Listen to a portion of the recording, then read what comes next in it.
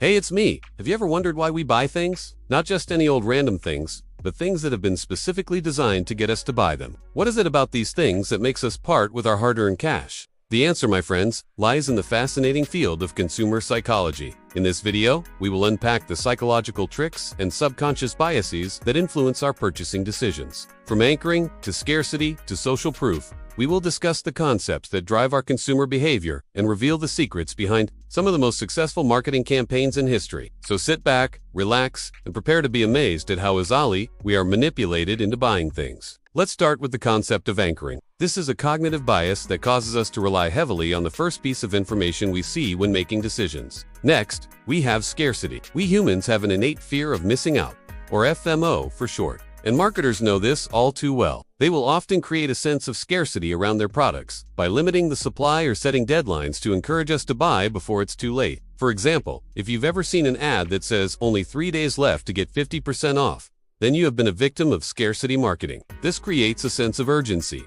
It makes us feel like we need to buy the product right away so we don't miss out on the deal. Scarcity can also be used to make us feel like we are getting an exclusive or rare item. For example, if a brand says that only 100 people will get this special edition item, then we may feel like we need to buy it because it's not something that everyone else has. This exclusivity creates a sense of value and makes us more likely to buy the product. Another psychological trick that marketers use is called social proof. This is a tactic where they use the actions of others to influence our own behavior. For example, if you see a restaurant that is packed with customers, you may assume that it's because the food is great and decide to eat there too. Similarly, if you see an online product that has hundreds of positive reviews and an A rating, you may be more likely to trust the product and make a purchase. Social proof works because it reduces our uncertainty and risk. When we see that other people have had positive experiences with a product or service, we are more likely to believe that it will be good for us as well. It has a way of conforming to the actions of others and avoiding the need to make a decision on our own. Speaking of making decisions,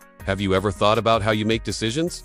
How do you weigh the pros and cons? Do you think about your long-term goals and values? Or do you go with your gut feeling? Well, it turns out that your decision-making process can be influenced by something called framing. This is a cognitive bias that causes us to respond differently to the same information depending on how it is presented to us. For example, if you were told that 90% of people who bought a certain product were satisfied with it, you might be more likely to buy it because it seems like a good choice. But what if the same information was presented in a different way? What if you were told that 10% of people were dissatisfied with the same product? You might be less inclined to buy it because it seems like a riskier choice. Despite both statements conveying the exact same information, the way it is framed can completely change our perception of it. Marketers often use framing to their advantage by highlighting certain aspects of their product or service while downplaying others. For example, they might frame a product as having 90% natural ingredients instead of 10% artificial ingredients, even though it's the same thing. By using framing, marketers can change the way we perceive their products and influence our purchasing decisions without providing us with any new information.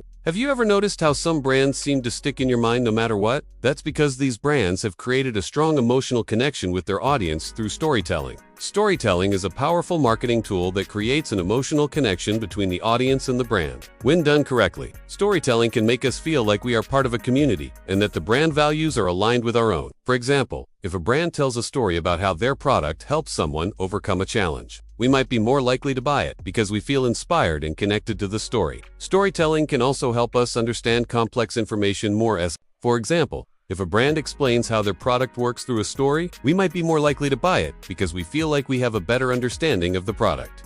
Now let's move on to the concept of loss aversion. This is a cognitive bias that causes us to feel the pain of losing something more strongly than the pleasure of gaining something of equal value. For example, if you were offered a choice between $100 and a 50% chance of winning $200, you would probably choose the $100 because the potential loss of $100 is more painful than the potential gain of $100. Marketers often use loss aversion to their advantage by framing their products or services in terms of what we stand to lose rather than what we stand to gain. For example, an insurance company might tell you that you could lose thousands of dollars in the event of an accident. Rather than saying that you could get thousands of dollars of coverage, by using loss aversion, marketers can make their products seem more valuable and important to us, which increases the likelihood that we will buy them. Another psychological trick that marketers use is called the bandwagon effect. This is a phenomenon where people are more likely to do something because other people are doing it. For example, if you see a group of people running towards a store because there is a sale, you might join in on the fun,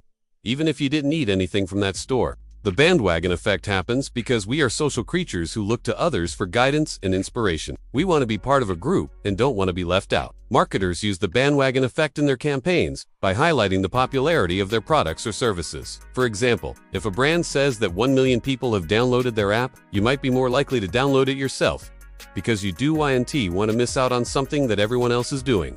Last, but certainly not least, we have the decoy effect. This is a cognitive bias where the presence of a third option can make the other two options seem more attractive. For example, if you were choosing between a $100 shirt and a $50 shirt, you might choose the $50 shirt because it seems like a better deal. But if a third shirt that cost $20 was introduced into the equation, the $50 shirt would seem like a much better deal in comparison. Decoys are often used in pricing to make the other options seem more reasonable. For example, if a product is priced at $100 and another similar product is priced at $200, the $100 product seems like a steal. Decoys can also be used to make us feel like we are getting a better deal than we actually are. For example, if a product is priced at $100 and a decoy product is priced at $150, the $100 product seems like a bargain, even though it's not. And there you have it, folks. A quick crash course on some of the most common psychological tricks used by marketers to get us to buy things. Hopefully this video has shed some light on the sneaky ways that we are manipulated every day and empowered you to become a more critical consumer. Remember, knowledge is power, and the more we understand about how our brains work and the biases that influence our decisions, the better equipped we will be to navigate the world of consumer psychology and make more informed choices as shoppers. Thanks for watching, and until next time,